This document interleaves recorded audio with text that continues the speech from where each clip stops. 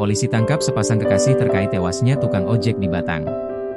Misteri kematian seorang tukang ojek di warung kosong Jalan Raya Beton, Kecamatan Gringsing, Kabupaten Batang akhirnya terungkap.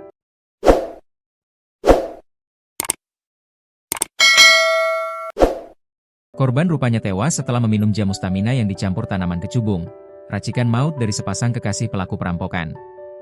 Kapolres Batang AKBP Edi Rahmat Mulyana menjelaskan kasus tersebut dalam konferensi pers di Mapolres Batang, Selasa, 23 Desember 2025. Awalnya, kematian korban tidak menimbulkan kecurigaan karena diduga akibat sakit atau kelelahan. Pada Selasa, 16 Desember 2025 sekitar pukul 8.30 WIB, warga menemukan pria parubaya tertelungkup di warung kosong.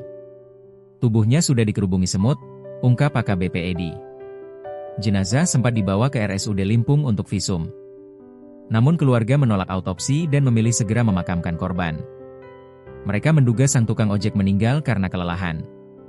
Tidak ada kecurigaan sama sekali dari pihak keluarga, tambah Kapolres. Kecurigaan aparat muncul setelah mendapati barang-barang korban raib. Sepeda motor, handphone, dompet, hingga uang tunai tidak ditemukan di lokasi.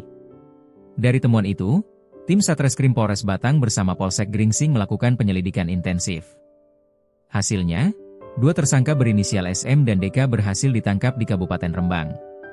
Keduanya pasangan kekasih, imbuh Kapolres. Dalam pemeriksaan, SM dan DK mengaku meracik jamu stamina yang dicampur kecubung. Minuman itu diberikan kepada korban dengan dalih agar kuat bekerja. Setelah meminum, korban mengalami halusinasi. Dalam kondisi lemah, korban dibawa ke Jalan Raya Beton, tempat DK sudah menunggu, terangnya.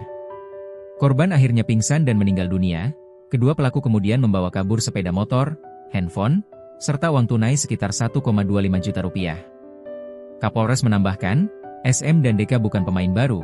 Mereka tercatat sebagai residivis dengan rekam jejak panjang. Total ada 7 TKP yang pernah mereka lakukan, 1 di Kendal dan 5 di Batan.